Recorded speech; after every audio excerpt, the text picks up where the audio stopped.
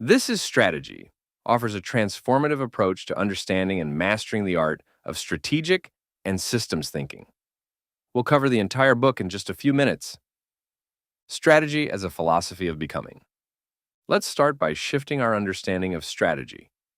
Most people think of strategy as a fixed plan, something written down and followed step by step. But this chapter invites us to see it differently, not as a plan, but as a philosophy. Strategy, in its most powerful form, is about becoming. It's the art of growing, evolving, and adapting to meet the demands of a constantly changing world. Picture this. You're a chef opening a restaurant. If your strategy is just serve great food, you might find success at first. But over time, tastes change, competitors emerge, and the industry evolves. The chef who thrives isn't just the one who had a great recipe. It's the one who evolves with the market, learning, experimenting, and staying one step ahead. This is what the author means by a philosophy of becoming. It's not about having all the answers. It's about constantly asking the right questions. Where am I now? Where do I want to go? And how can I adapt to get there? Successful strategies don't just solve today's problems. They anticipate tomorrow's challenges and grow stronger with time. Take a moment to think about your own goals. Are you focused on reaching a single endpoint? Or are you building a path that allows for continuous growth? Embrace change as a necessary part of progress. When you approach strategy as a mindset, you're not just planning for success. You're becoming the kind of person or organization that can thrive in any situation. Please don't forget to like the video and subscribe to the channel. The role of systems in strategy. Have you ever marveled at the efficiency of an ant colony? Each ant has its role, and together they form a system that builds, defends, and sustains their home.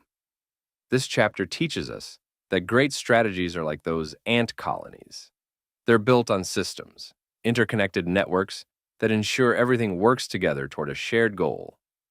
Imagine you're running a coffee shop. It's not just about brewing a perfect cup of coffee. Behind the scenes, there's a system for ordering beans, scheduling staff, managing customer loyalty programs, and so much more. If any part of that system breaks down, it affects the entire business. Systems are the foundation that allows your strategy to function smoothly. The author emphasizes that systems don't just solve problems, they create resilience.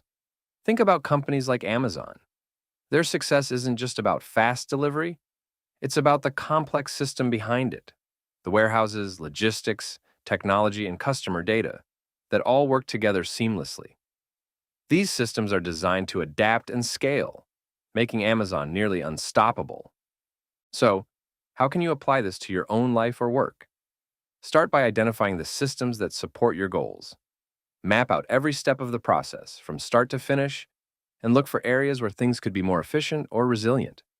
Then, regularly evaluate and adjust those systems to ensure they're still aligned with your strategy. And remember, systems aren't just for businesses. They can be personal too. Maybe it's creating a morning routine that sets you up for a productive day, or automating tasks so you can focus on what really matters. Systems give you the structure you need to execute your strategy and adapt when challenges arise. Build systems that support your vision and watch how much easier success becomes. Strategy and tension. Let's start with a question. Have you ever faced a challenge so daunting that it felt like a weight pressing down on you? That's tension, an inevitable part of life. And, as this chapter highlights, an essential part of strategy. But here's the twist. Tension isn't your enemy. In fact, it's often the spark that drives innovation and progress. Think about it like this. A bow and arrow rely on tension to function.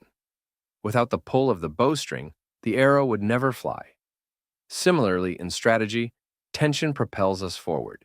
It forces us to confront challenges, reevaluate assumptions, and discover creative solutions. Take the example of a business experiencing declining sales. The tension of that situation might inspire the team to innovate, maybe by launching a new product, pivoting to a different market, or refining their customer service. The author makes a powerful case for leaning into tension rather than avoiding it. Avoiding tension often leads to stagnation, a lack of growth, and missed opportunities. But when you embrace tension and see it as a chance to grow, incredible things can happen. So, as you think about your own goals, ask yourself, where do I feel tension? How can I use it as a catalyst for change? Remember, the most elegant solutions often emerge from navigating the pressures of competing priorities, strategy, and time. Let's move on to a concept we all experience but often overlook: time. Time isn't just a ticking clock, it's a strategic force. And mastering strategy requires understanding how time shapes your decisions. In this chapter, the author explores the delicate balance between short term actions and long term vision. Imagine you're a farmer planting seeds. Some crops grow quickly, providing a harvest within weeks. Others, like fruit trees, take years to bear fruit but offer long lasting rewards.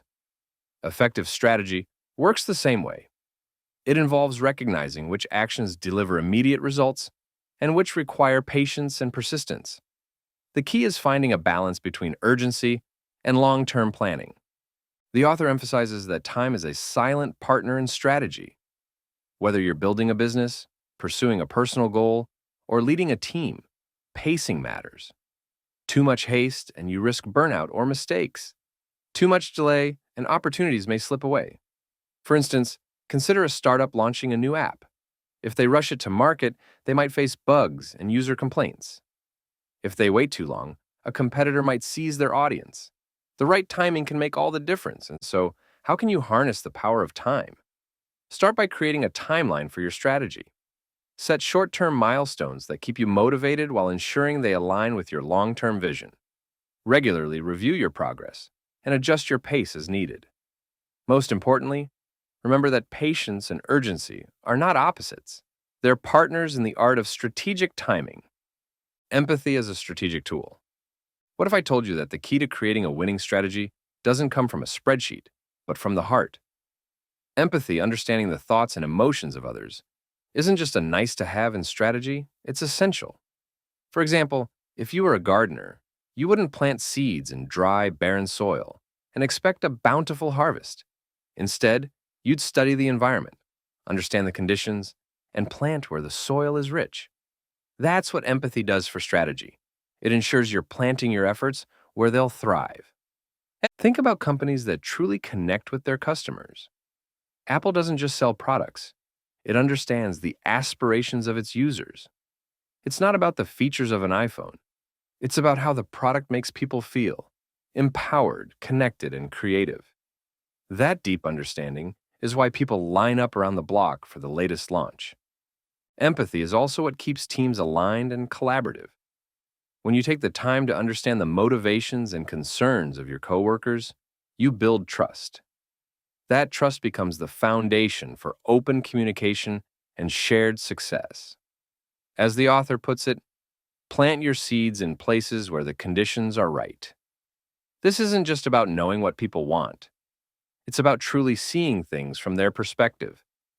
So, how can you bring empathy into your strategy? Start by listening. Whether it's customers, colleagues, or stakeholders, ask questions and really pay attention to the answers.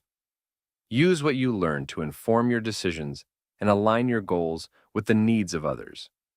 Empathy isn't just a tool for strategy, it's the glue that holds it all together. Creating and sharing strategic vision. Have you ever tried to assemble a puzzle without knowing what the picture is supposed to look like? That's what it's like trying to work without a clear vision. A strategic vision is the picture on the box. It shows everyone where you're headed and why it matters. Without it, even the best efforts can feel disconnected and aimless. Let's think of a real-world example. Airbnb. When they started, their vision wasn't just to rent out spare rooms. It was to create a world where people could belong anywhere. That vision wasn't just inspiring. It gave the team a clear direction and helped them make decisions that aligned with their mission. Every feature they developed, every market they entered, was guided by that vision. But having a vision isn't enough. You have to share it. A vision that lives in your head or on a hidden slide deck doesn't do anyone any good.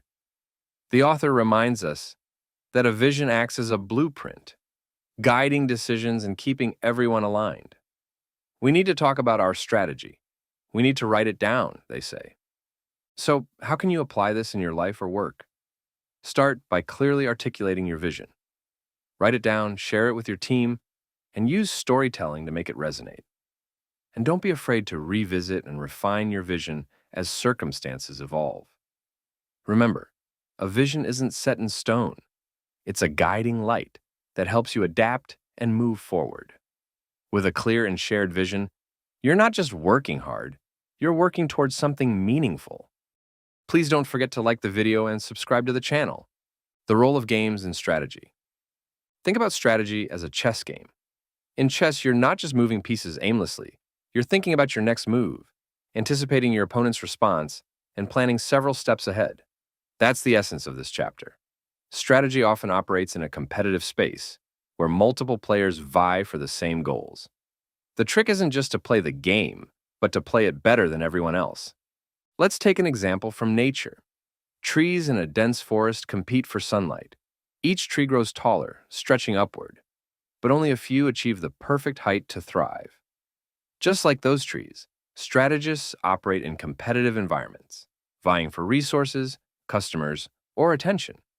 The secret to winning isn't just effort, it's understanding the rules of the game and positioning yourself for maximum advantage. The author draws parallels between games and strategy, emphasizing that mastering the dynamics of competition can create a winning edge. Success often depends on predicting others' actions and positioning yourself to adapt when the unexpected happens. Think about a company like Netflix.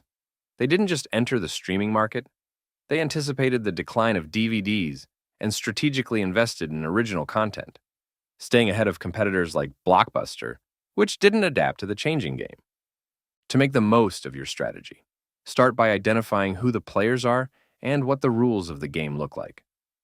Then, focus on creating flexibility in your approach. Life and business are full of unexpected moves. Your ability to adapt could make all the difference. And finally, position yourself where your strengths shine brightest, ensuring you're not just playing the game, but winning it. Strategy is a journey, not an event. Now let's say you're preparing for a long hike. You've packed your essentials, planned your route, and set out with a clear destination in mind. But along the way, the weather changes, the path becomes steeper than expected, or you discover a breathtaking detour. This is strategy, a journey that unfolds over time, not a single, unchanging event. The author emphasizes that strategy is a dynamic process.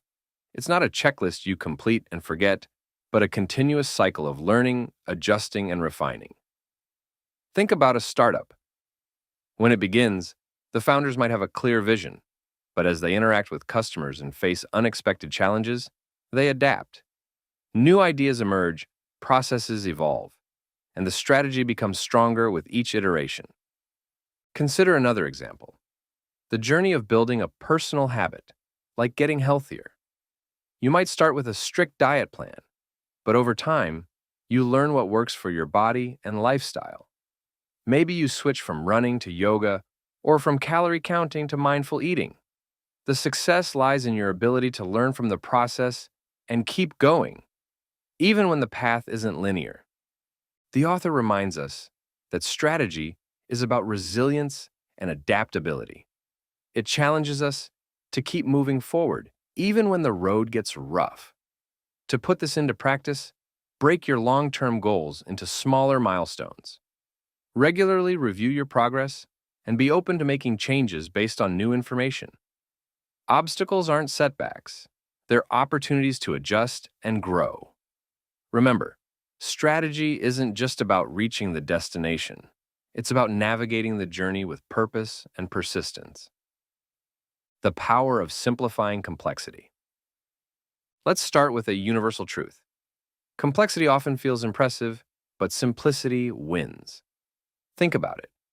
Whether you're planning a project, organizing your life, or running a business, overly complicated strategies usually end up causing confusion and inefficiency. This chapter focuses on the incredible power of simplifying complexity, making strategy clearer, more actionable, and far easier to execute. Take the design philosophy of Apple as an example. One of Steve Jobs' core beliefs was that simplicity wasn't just about removing clutter, it was about clarity. Every product Apple launched had an elegance rooted in simplicity. When you hold an iPhone, you aren't bogged down by unnecessary features. You're drawn to its intuitive design. That's what a simplified strategy feels like: clean, focused, and powerful. The author reminds us that simplicity doesn't mean sacrificing impact. Instead, it means stripping away the unnecessary until only the essential remains. Like a ship captain plotting a course, if they're focused on too many minor adjustments and alternate routes, they'll never reach their destination. Simplifying the plan ensures that everyone on board knows the goal and can execute it effectively. Here's how you can simplify your strategy. First, focus on the core objectives, what really matters. Second, use clear, straightforward language when communicating your plan. And finally, ask yourself, does every part of this strategy add value? If the answer is no, cut it. Remember, the best strategies are simple to describe, but challenging to execute. They're the ones that inspire clarity and action, not paralysis by analysis. The non-strategy of take what you can get. What if you went driving without a map or destination, just turning down any road that looks interesting? At first, it might feel exciting, but eventually you'd end up lost, wasting time and gas. That's exactly what happens when you operate without a clear strategy. This chapter warns against the pitfall of a reactive, take-what-you-can-get approach, which prioritizes short-term gains over purposeful direction. Let's think about businesses that thrive versus those that fail. Successful companies have a vision and stick to it, even when the road gets tough. On the other hand, businesses that chase trends without a long-term strategy often burn out. Blockbuster, for instance, failed to adapt because it clung to immediate revenue streams from physical rentals instead of investing in the future of digital streaming. Netflix, by contrast, had a strategy. It saw where the industry was heading and leaned into it. This chapter drives home an essential point. When you don't have a clear strategy, you're at the mercy of whatever opportunities happen to cross your path. You're reactive, not proactive. And while this might bring short-term wins, it sacrifices long-term growth and sustainability. The author likens this to driving in circles really quickly. Sure, you're moving, but you're not actually getting anywhere. To avoid this trap, take a moment to pause and reflect. Where are you being reactive instead of intentional? Set clear long-term goals and evaluate each action against them. Does this opportunity align with your vision, or is it a distraction? When you focus on meaningful milestones rather than superficial success, you'll build a strategy that leads to real, lasting impact.